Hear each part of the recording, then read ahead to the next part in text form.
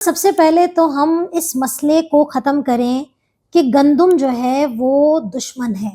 खुदारा ऐसा नहीं है। अगर आप बाजरे की रोटी इस्तेमाल करना चाहते हैं, आप जो है वो जवार की रोटी इस्तेमाल करना चाहते हैं, ये तमाम आटे बेहतरीन आटे हैं। कितना साइज़ होना चाहिए और इसके साथ हम ये भी डिस्कस करेंगे कि जो दूसरे अनाजों के आटे होते हैं उसमें और जो गंदुम का आटा हम भूसे वाला ले रहे हैं उनमें क्या डिफरेंस है।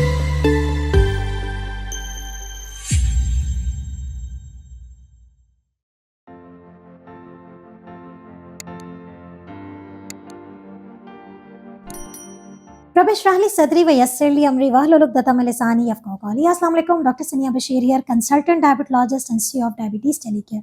उम्मीद करती हूँ कि आप लोग खैर खैरियत से होंगे और अपनी ज़िंदगी को बेहतर से बेहतरीन बनाने की कोशिशों में लगे होंगे। और आज की एक ख़ास बात जो मैं आप लोगों से शेयर करना चाहती हूँ अपनी वीडियो शुरू करने से पहले कि खुदारा डायबिटीज़ के या अपनी सेहत के हवाले से बहुत सारी वीडियोस सोशल मीडिया पे गर्दिश कर रही होती हैं। खुदारा उन लोगों को सुनिए और उन लोगों की बातों पर अमल करें जो कि बाकायदा उसमें महारत रखते हैं, यानी कि वो डॉक्टर हैं, वो कंसल्टेंट हैं, वो अपनी इस जो बात वो कह रहे हैं उसके वो खुद ज़िम्मेदार हैं।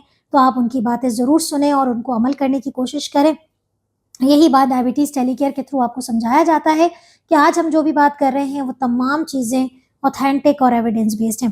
तो खैर बात को कट शॉर्ट करते हैं, आज हम एक बड़ी इंटरेस्टिंग टॉपिक की तरफ आ रहे हैं जो हर एक इंसान का ना सिर्फ मसला है बल्कि लोग मुझे बार बार कहते हैं कि आप अपने मरीज़ों को रोटी खाने की इजाज़त क्यों देती हैं। तो आज की वीडियो है इस बात पे कि क्या शुगर के मरीज़ रोटी नहीं खा सकते हैं, ये क्या फड्डा है कि गंदुम बिल्कुल इस्तेमाल नहीं करनी है, कौन सी रोटी खाएं, कितनी खाएं, कैसे खाएं, ये तमाम चीज़ें इस वीडियो में डिस्कस करेंगे इंशाल्लाह ताला।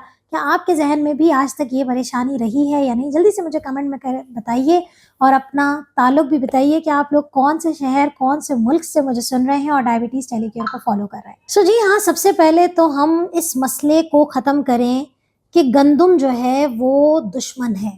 खुदारा ऐसा नहीं है। गंदुम जो है उसका अपना, यानी कि वो जो अनाज है गंदुम, व्हीट की बात कर रहे हैं, उसका अपना ग्लाइसेमिक इंडेक्स बहुत ही कम है। अगर आप उसे गंदुम की शक्ल में खाएं, अब गंदुम की शक्ल में हम कैसे खा रहे होते हैं, अमूमी तौर पे हम हलीम वगैरह में डाल लिए जो गंदुम आते हैं, आप गंदुम की हलीम बना के खाएं, आपको बिल्कुल भी नुकसान नहीं करेगी। जैसे जैसे ये गंदुम मशीन में पिसता चला जाता है वैसे वैसे उसके शुगर बढ़ाने की सलाहियत बढ़ती चली जाती है। और जब ये बहुत ज़्यादा रिफाइंड यानी कि मैदे की शक्ल में आ जाता है तो ये हाई ग्लाइसेमिक इंडेक्स पे चला जाता है, यानी कि उसके शुगर बढ़ाने की जो सतह है वो मैक्सिमम हो जाती है और वो शुगर के मरीज़ों के लिए जहर हो जाता है। तो चूंकि बात हो रही है बेस्ट रोटी की, तो बात हो रही है कौन सा आटा। तो सबसे बेहतरीन आटा जो हमारे रोज़मर्रा की ज़िंदगी में खाया जाने वाला है वो है कि आपने होल व्हीट का मतलब ये है कि आपने चक्की से जाके गंदुम का आटा भूसे समेत खरीदना है और उसको भूसे समेत ही पकाना है। अब आप उसे भूसा कहते हैं, गंदुम का छिलका कहते हैं, यानी कि आपने वो आटा बगैर मिक्स हुआ स्पेशल आटा नहीं इस्तेमाल करना।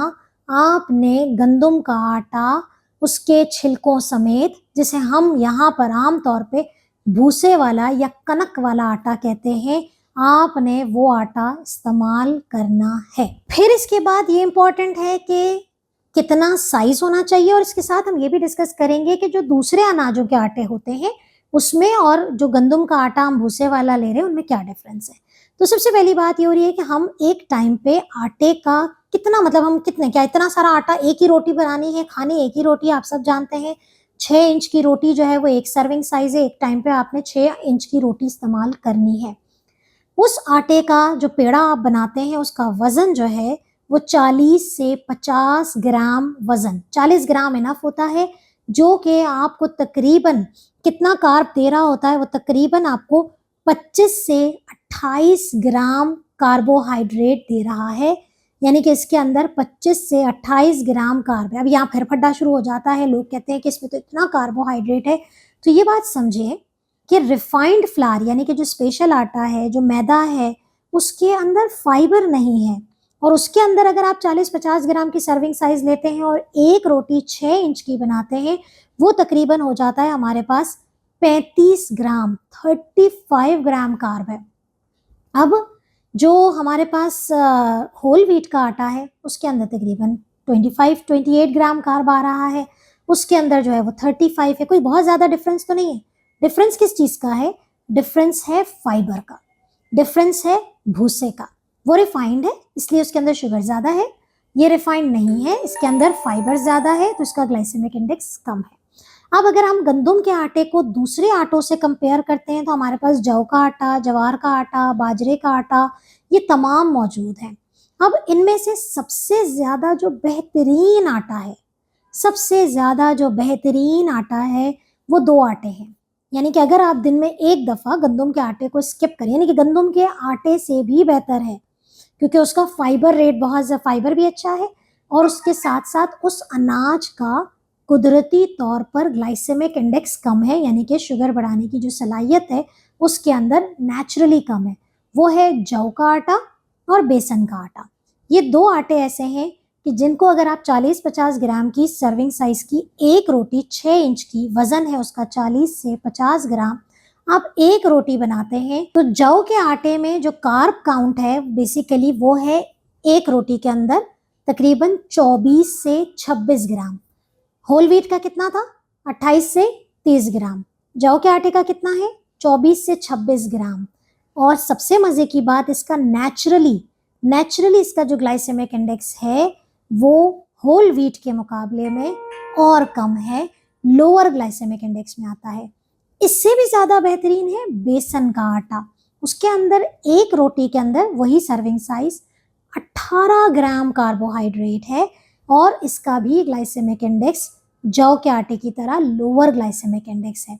तो ये तो हो गई वो कहानी। इसके अलावा अगर आप बाजरे की रोटी इस्तेमाल करना चाहते हैं, आप जो है वो जवार की रोटी इस्तेमाल करना चाहते हैं, ये तमाम आटे बेहतरीन आटे हैं।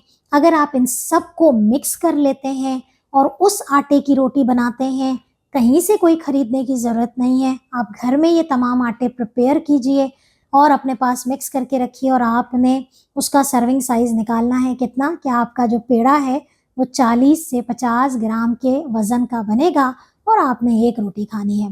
तो आप इस मल्टीग्रेन आटे की भी रोटी इस्तेमाल कर सकते हैं।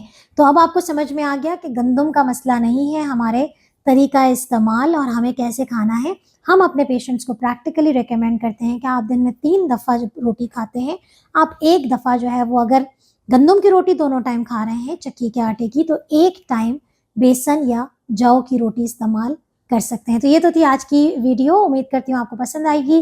फीडबैक ज़रूर दीजिएगा और आप लोगों में से कितने लोगों को आज इन चीज़ों का पता चला ज़रूर बताइएगा कमेंट में। और अपनी ज़िंदगी को बेहतर से बेहतरीन बनाइए और अपने प्यारों का ख्याल रखिए। दुआ में याद रखिएगा। अल्लाह हाफ़िज़।